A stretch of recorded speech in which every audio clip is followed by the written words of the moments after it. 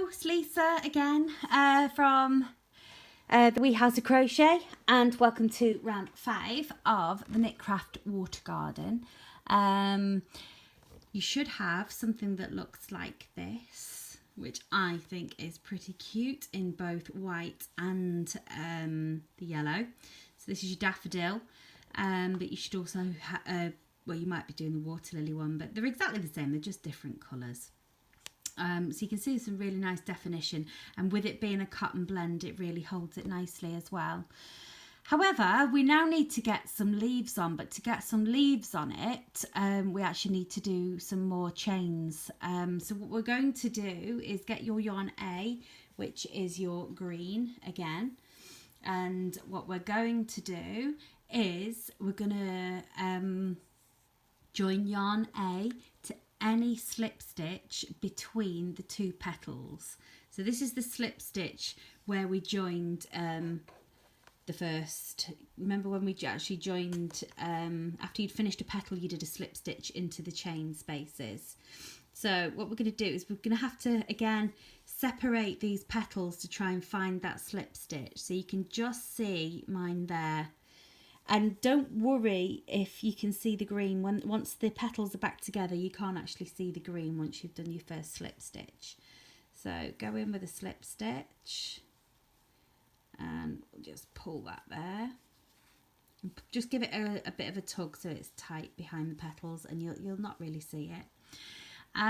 So what we're going to do is, working behind these petals, we're going to chain 5. So I know that's looking a little bit messy, but you can always sort your ends out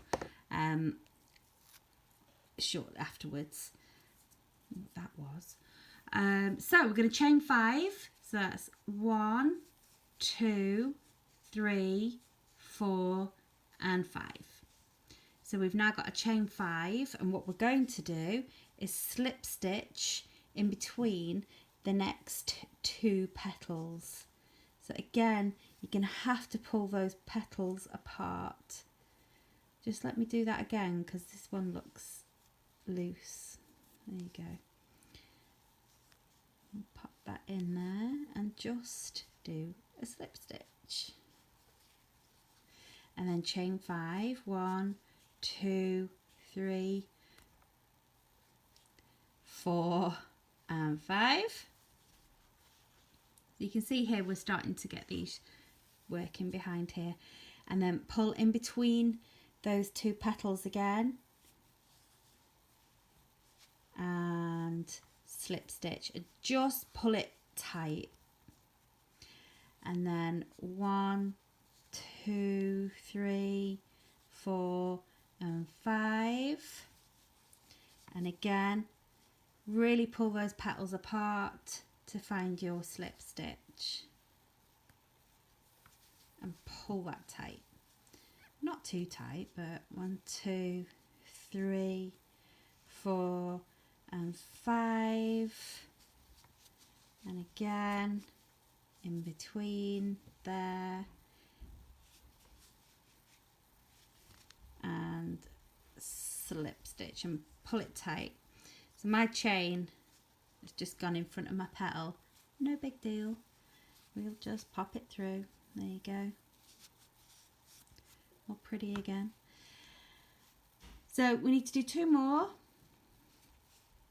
So that's 1, 2, 3, 4 and 5. And again in between. It's really hard to see that one. I'm just going to force it in there. So pull that tight, and then 1, 2, 3, 4 and 5 behind. Now what we're going to do now is we're just going to slip stitch into this first lot of chain spaces.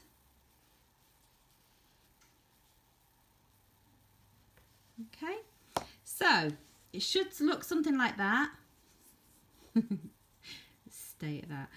So you should have 6 chain So I've got 1, 2, 3, 4, 5 and 6. So 6 chain spaces.